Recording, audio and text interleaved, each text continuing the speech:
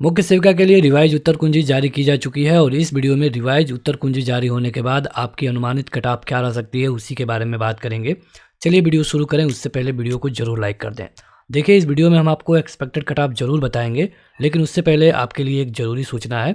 यहाँ पर मुख्य सेविका का रिजल्ट जारी कराने के लिए 20 फरवरी के दिन को निर्धारित किया गया है लखनऊ जाने को। तो अगर आप 20 फरवरी को लखनऊ पहुंच सकते हैं तो आप ज़रूर पहुंचिए, क्योंकि वहां पहुंचकर ही आयोग पर दबाव बनाया जा सकता है। ट्वीट करने से कुछ होगा नहीं। वैसे अगर आप ट्वीट करना चाहते हैं तो आप इस हैशटैग का प्रयोग करके ट्वीट कर सकते हैं। तो देखिए, इसकी ज़रूरत इसलिए पड़ जाती है क्योंकि ये भर्ती अभी कोर्ट में है। अगर आप इलाहाबाद हाई कोर्ट के ऑफिशियल वेबसाइट पर जा करके सर्च बाय केस स्टेटस करेंगे तो आपको कुछ इस तरह का डिटेल मिलेगा। यहाँ पे आपको रिट ए सेलेक्ट करना है, केस नंबर जो कि है 129/24/2022 और ये कैप्चा कोड डालकर जो ही आप गो वाला बटन दबाएंगे आपके सामने केस डिटेल होगा। यहाँ पर अगर आप देखेंगे तो अभी तक जो अगला डेट है ये क्या होगा ये नहीं मिल पाया है।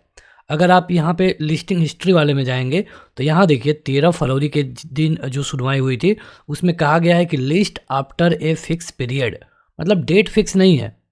ये फिक्स पीरियड के बाद है लेकिन डेट फिक्स नहीं है।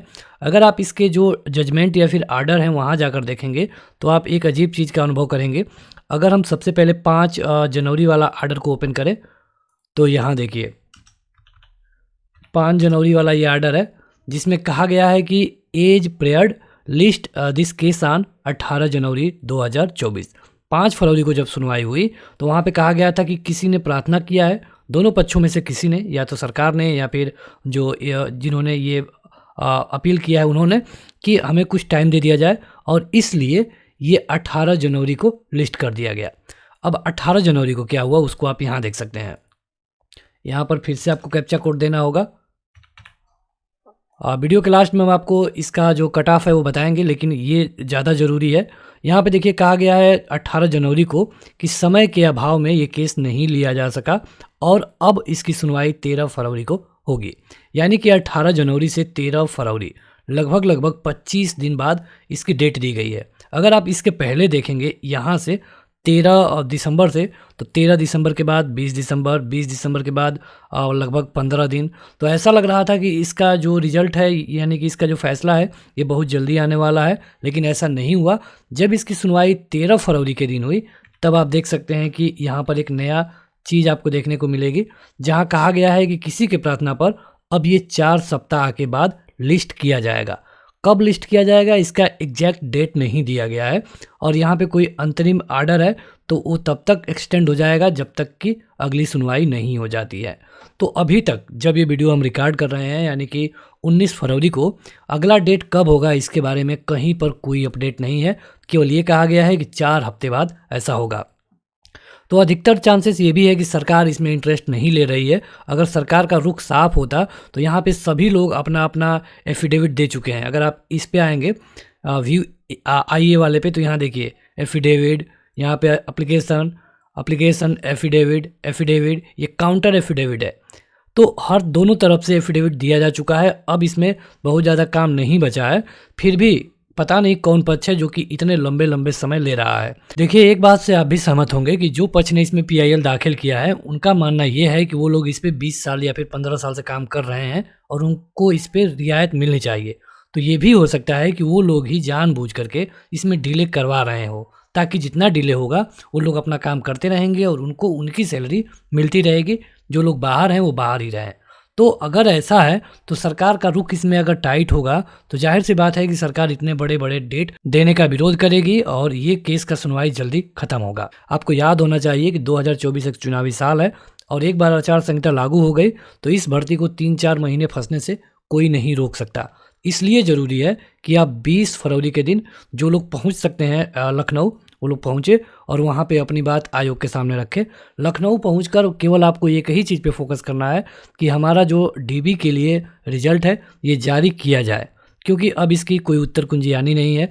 जो उत्तर कुंजी है अब आ चुकी है, तो अब जब उत्तर कुंजी नहीं आनी है तो केवल आपका रिजल्ट ही है। तो एक बार रिजल्ट आ जाएगा तो चुनाव के दौरान आपका डॉक्यूमेंट वेरिफिकेशन भी हो सकता है, तो इसमें कोई दिक्कत नहीं है। लेकिन रिजल्ट जारी करने में दिक्कत होगी।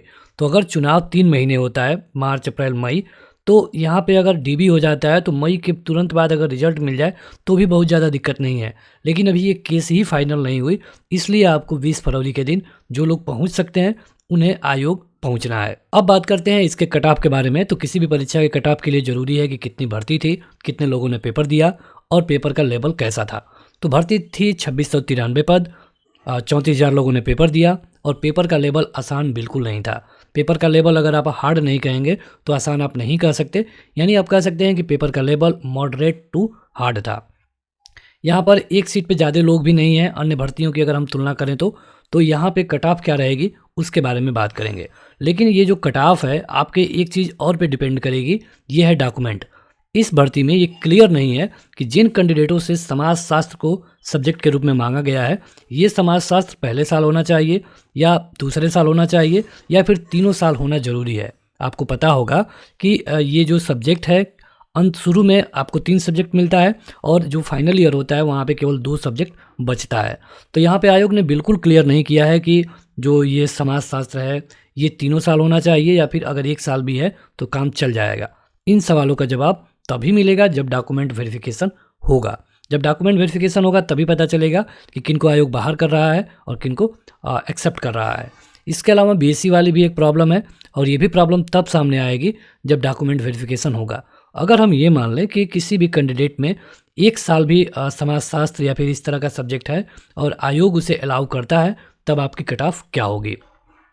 सबसे पहले बात करते हैं कैटेगरी वाइज। तो यहाँ पे जनरल की बात करेंगे। तो जनरल में अगर आपका 57 से लेके 59 नंबर है तब आप पूरी तरह सेफ जोन में हैं। यहाँ पे आप +-2 कर सकते हैं, इससे ज़्यादा अंतर नहीं होगा क्योंकि पेपर का लेवल काफ़ी हार्ड था।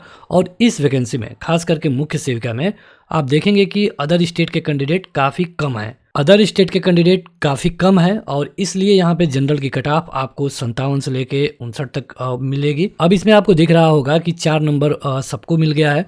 तो ऐसा नहीं है कि जो व्यक्ति 10 नंबर किया था ये 4 नंबर पा करके उसका सिलेक्शन हो जाएगा।